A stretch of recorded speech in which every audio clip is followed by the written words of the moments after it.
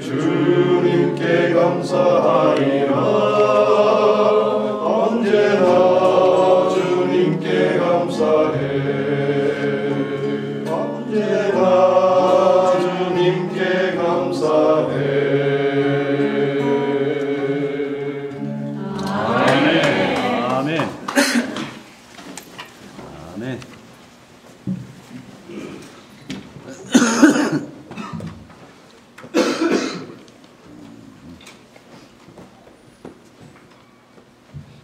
바로 아침입니다. 주셨습니다. 처음에 와서 일정표 이렇게 보면서 김동수 목사님이 제일 이렇게 먼저 시작하시는 거 보고 참 안 됐다 생각했어요. 그래서 오자마자 이렇게 막 부랴부랴 말씀 준비해서 하시는 거 보고 그래도 마지막이 좋겠다 생각했는데 어제부터는 그래도 먼저 하는 게 더 낫겠다 생각했어요. 그래서 김 목사님 많이 부러웠습니다. 며칠 동안 이 서분 목사에 와서 지내는 동안 많은 목사님들께서 좋은 말씀 해주시고 또 따뜻하게 맞이해 주셔서 진심으로 감사드립니다. 더 열심으로 교회를 섬기고 또 하나님을 위해서 헌신하도록 그렇게 하겠습니다. 처음 참석하는데 이 시간을 허락해 주셨습니다. 그러면서 첫 인사를 드려야 한다고 하셨습니다. 전화를 하는 모여만 이렇게 옆에서 집사님께서 목회자는 첫 인사를 설교를 하는 거예요. 이렇게 얘기했어요. 근데 그 얘기 들으면서 참 좋은 표현이라는 생각을 좀 했습니다. 다른 것도 아니라 말씀으로 이렇게 샬롬을 선포하고 그리고 말씀으로 인사하는 것이 얼마나 행복한가 하는 생각을 다시 한번 했습니다. 이 특권을 인해서 감사드리고 저는 2004년도에 그 앤드루스에 공부하기 위해서 왔습니다. 그러다가 이제 그 다음 해에 앤드루스에서 목회를 시작해서 지난 2월 말까지 정확하게 5년 반 동안 앤드루스에서 목회하다가 3월 1일부로 여기 중가주 앞으로 오게 되었습니다. 도착은 3월 7일 날 했어요. 근데 앞에가 3월 1일 전에만 출발하면 3월 1일부터 해주기로 했으니까 3월 1일부로 그래서 그렇게 됐습니다. 오면서 오기 전에 여기 올라오기 전에 일요일 날 오후에 먼저 있었던 교회에 이제 인사말을 올렸습니다. 오자마자 어른들, 교인들 분들께 일일이 다 전화를 드렸지만 또 공식적인 인사가 또 필요할 것 같아서 오기 전에 마지막으로 제가 거기 글을 올리고 왔습니다. 근데 참 많은 생각이 들었어요. 그래서 참 그곳에 있었던 많은 생각 때문에 뭔가 이렇게 표현할 수 없는 그런 감정들이 이렇게 있었습니다. 오면서 차를 몰고 이렇게 3시간 반 오면서 앤드루스에서 생활이 자꾸 났습니다. 생각이 났습니다. 누가 뭐라고 해도 제게는 고향 같은 곳이고 또 저와 저희 가족에게도 잊을 수 없는 매우 특별한 곳이기 때문에 그렇습니다. 그래서 계속해서 오는 내내 그곳에서의 생각이 났습니다. 사실 우리가 이렇게 살아가다 보면 참 특별한 경험을 했던 기억이 있는 그런 장소들이 굉장히 많은 것 같아요. 그래서 어떤 기억들은 굉장히 행복한 기억이고 또 어떤 기억들은 조금 기억하기 불편한 그런 기억들도 있지만 그러나 분명한 것은 그런 모든 기억들과 경험들이 오늘 우리를 있게 했다고 하는 사실입니다. 이강수 목사님 또 이춘향 목사님 말씀을 좀 들으면서 긴 인생 가운데서 구비구비 하나님께서 함께 하셨던 그 경험들 가운데서 참 많은 은혜를 받았습니다. 그러면서 생각나는 몇 가지 성경절이 있었습니다. 시편 16편 8절에 보면 내가 여호와를 항상 내 앞에 모시며 그가 내 우편에 계심으로 내가 요동치 않겠다. 그런 표현이죠. 11절 말씀에도 주 우편에는 영원한 즐거움이 있나이다. 그러면 성경은 이렇게 오른쪽에 대한 특별한 좋아하는 그런 선호하는 그런 게 있는 것 같아요. 그래서 오른편 양, 왼편 염소 이렇게. 그리고 우리도 모르게 오른편에 대한 또 특별한 생각이 또 있는 것 같습니다. 그래서 성경에 나와 있지도 않은 오른편 강도 이야기. 오른편의 강도가 마치 회개하실 것 같은 한편이죠. 제가 95년도에 그 우즈베키스탄에서 천명 선교사로 가기 전에 95년도에 한 달 동안 선교사로 있었던 단기 선교를 갔던 적이 있었습니다. 근데 거기 갔더니 우리 교민들이 굉장히 많이 계세요. 우즈베키스탄 타시켄트에. 근데 갔을 때는 러시아를 한마디도 못했습니다. 그래서 뭐라고 사람들을 좀 전도해야겠고, 그 다음에 그 사람들을 만나면 한국말을 해요. 그러나 거기까지 가려면 뭐 택시도 타야 하고, 그러나 또 버스 타고 하기는 또 좀 위험스럽고 이슬람 국가고, 그래서 택시를 타고 다녔습니다. 근데 택시를 타려면 러시아어를 해야 되니까 모르니까 수첩에다가 이렇게 목걸이를 만들어서 걸고 다녔어요. 그래서 필요한 말들을 이렇게 한국말로 썼습니다. 그래서 어디 가자 그러고, 그러면 이 사람이 뭐라고 말하면 뭐 그냥 전 알지도 못하죠. 그래서 내가 길을 안다고 그냥 출발하라고 그런 말만 해요. 러시아어로. 그리고 가면서 이렇게 뭐 우회전하시오, 좌회전하시오, 직진하시오 이것만 배웠어요. 그리고 스탑하라고. 돈 내고 이렇게 오는 그것만 이렇게 써고 다녔어요.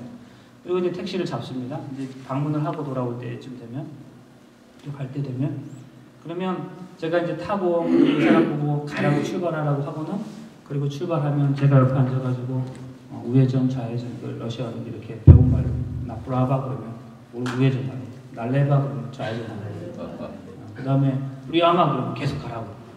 그렇게 배웠어요. 그래서 이제 하는데 우회전하라고 그러면 이 사람 우회전합니다. 그리고 좌회전하라고 그러면 좌회전을 하는데 이렇게 웃으면서 좌회전하는 거예요. 근데 좌회전하라고 날레바 그러면 항상 이 사람이 씩 웃으면서 뭔가 좀 미묘한 웃음을 지으면서 자꾸 좌회전을 하는 거예요. 그래서 왜 그런가 몇 번 그렇게 경험하고 이제 집사님에게 물었어요. 그래서 내가 좌회전하라고 그러면 날레바 그러면 사람들이 자꾸 웃는다 그랬더니 이분이 또 막 웃어요.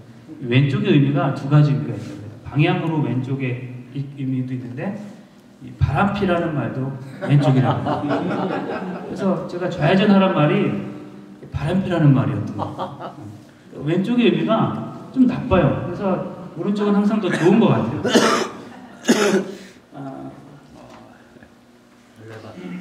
네. 열왕기상 7장이나 역대하 3장에 보면 이렇게 성전에 있는 두 기둥 얘기도 있잖아요. 오른쪽에 있던 기둥, 왼쪽에 있던 기둥. 오른쪽은 야긴, 왼쪽은 보아스. 오른쪽의 야긴은 그가 세우실 것이다. 왼쪽에 그 보아스의 의미는 강력한 그런 의미죠. 두 기둥 앞에 생겨진 애들이 달랐습니다. 왼쪽의 기둥에서는 왕을 세우는 임명하는 일도 있고, 오른쪽의 기둥 앞에서는 제사장을 임명하는 거죠. 그래서 어떤 의미에서 보면 오른쪽은 제사장 쪽이고 왼쪽은 왕 쪽. 네.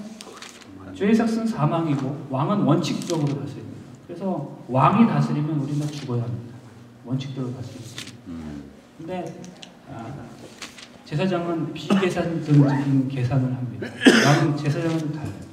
조금 은혜가 있고, 우리 주님께서 보자 우편에 앉으셨다는 말씀의 의미가 참 우리에게 더 많이 다가오는 그렇습니다. 네. 이런 그 생각을 하다가 두 분의 말씀을 들으면서 또 시편 121편에 있는 말씀이 떠올랐어요. 그게 여호와는 너를 지키시는 자라, 여호와께서 내 우편에서 내 그늘이 되신다는 표현이었습니다. 이걸 또 읽으면서 오른쪽 얘기인데요, 다. 근데 왜 하나님께서 여호와께서 오른쪽의 우편에서 그늘이 되실까? 왼쪽의 그늘은 안 되나? 그런 생각을 했어요. 어디 책에 보니까 그렇더라고요. 유대인들은 그 방위 개념을 우리가 좀 잘 유대인들의 방위 개념을 이해하면 된다는 거예요. 그게 뭐냐면 유대인들에게 있어서 항상 맨 앞쪽은 동쪽이에요. 그래서 스가랴서에 보면 이렇게 생수가 예루살렘부터 흘러가지고 절반은 동쪽으로 흐르고 절반은 이제 서쪽으로 준다는 그런 표현이 있는데, 그 흥전역사전에는 동쪽의 표현을 앞쪽으로 준다고 되어 있고, 그 다음에 서쪽을 이렇게 뒤쪽이라고 이렇게 하고 있어요. 그러니까 유대인들에게 있어서 항상 동쪽은 맨 앞이에요. 그러니까 동쪽을 맨 앞에 두고 앞을 동쪽으로 두고 서 있으면 항상 서쪽입니다. 네. 네. 그러면 이렇게 동쪽을 앞으로 향하고 있을 때 오른쪽은 어느 쪽이 되는가 하면 남쪽이죠. 남쪽이에요. 근데 유대 나라에서 그 해가 뭐 다 그렇죠. 동쪽에서 떠서 서쪽으로 지잖아요. 근데 가장 뜨거운 시간은 해가 남쪽에 있을 때죠. 그래서 그 우편에 그늘이 되신다는 의미가 그 태양이 가장 뜨거운 그 순간. 그래서 뭐 엘리야나 요나 같은 사람도 차라리 죽는 게 낫겠다고 할 만큼 그 뜨거운 그 광야 낮 시간에 그래서 이렇게 그늘이 되어 주신다고 하는 그 표현이 가장 뜨거운 태양의 순간에 그 오른편에 서셔서 그 그늘 태양을 막아주신다고 하는 그 의미라고 생각하니까 더 큰 은혜가 있었습니다. 그래서 우리 삶을 돌아보면 우리 과거에 어떤 경험을 했든지 간에 우리 삶의 장소마다 하나님께서 우리 삶에서 우편의 그늘이 되어주셔서 가장 뜨겁고 어려울 때 우리로 죽는 낫겠다고 싶을 그 순간에 참 우리를 죽게 만드는 게 많잖아요. 진짜 피지컬리 죽고 싶은 것도 있지만 힘들어 죽겠고 괴로워 죽겠고 미워 죽겠고 하기 싫어 죽겠는 그런 죽음의 순간에서도 우리 우편에 그늘이 되어주신다는 그 약속의 말씀이 참 우리로 힘을 얻게 하는 것 같습니다. 네, 저에게도 그랬어요. 저에게도 보면 여러 가지 뭐 짧지 않은 사실 우리 임효 목사님께서 말씀하셨지만 제가 보니까 위주 목회자들 가운데 안수 목사로는 그 두 번째 그 최진성 목사님이 제일 아래에 그 다음에 목회하는 담임하시는 목사님들 가운데서는 제 밑으로 4분밖에 안 계세요. 근데 어쨌든 그렇게 연소하지만 그 짧은 그 기간 동안에서도 하나님께서 제 인생에서 각각의 장소마다 이렇게 우편에 그늘 되어 주셨던 그런 일들이 많이 있는데요. 사도 바울에게 있어서도 그 사도 바울에게 잊을 수 없는 장소를 한번 대라보면 어딜까요? 감모산. 아마 우리가 좀 그렇게 생각할 수 있는데 뭐 특별한 의미일 겁니다. 인생의 전환점이 있는 장소. 그런데 다소가 아닌가 하는 생각을 좀 해보게 됩니다. 다소는 그의 고향이어서가 아니라 그의 또 어린 시절을 보냈던 장소여서가 아니라 그의 성년이 되었던 어떤 경험 때문이었다고 생각해요. 사도행전 9장에 이제 좀 살펴보겠는데요. 여기 9장의 이야기 가운데 우리가 잘 아는 대로 이 그리스도인들을 잡아들이는 일을 천직으로 알았더니 사울이 예루살렘으로부터 144마일 떨어진 곳으로 가지요. 다메섹으로 갑니다. 그러다가 예수님을 만나고 변화되고 회심합니다. 그리고 다메섹으로 들어갑니다. 그러면서 그 안에서 이제 그 회심과 더불어서 예수님께서 구주이심을 전파합니다. 그런데 그런 사울의 모습을 유대인들이 그냥 놔둘 리가 없지요. 그래서 유대인들의 입장에서 보면 이 사울은 예수님에게 전향한 반역자 같은 그런 사람이었습니다. 죽이려고 하는데 도망하기를 광주리 타고 도망하는 이야기가 사도행전 9장에 있습니다. 그런데 그리고 나서 어디로 가는가 하면 아라비아 광야로 가잖아요. 3년을 머뭅니다. 왈분의 글에 의하면 그는 그 아라비아 광야에서 하나님과 교통하고 하나님과 묵상하고 또 회개하고 더 큰 사업을 위해서 묵상하며 연구하는 시간을 가졌다 이렇게 말합니다. 그리고 그가 3년의 기간이 맞춰지고 예루살렘으로 돌아옵니다. 근데 여기서도 문제가 계속됩니다. 예루살렘의 교인들이 아무도 그의 회심을 믿어주지 않는 거예요. 그래서 그 사울과 예루살렘 교회를 중간에서 중재했던 사람이 바나바죠. 바나바를 통해서 이제 예루살렘 교회로 들어오게 됩니다. 그런데 그것도 끝이 아니라 예루살렘 안에서 또 다른 유대인들이 여전히 사울을 죽이려고 합니다. 그게 29절입니다. 사울이 제자들과 함께 있어 예루살렘에 출입하며 또 주 예수의 이름으로 담대히 말하고 헬라파 유대인들과 함께 말함이 변론하니 그 사람들이 죽이려고 힘쓰거늘. 30절에 형제들이 알고 가이사랴로 데리고 가서 다소로 보냅니다. 예루살렘의 유대인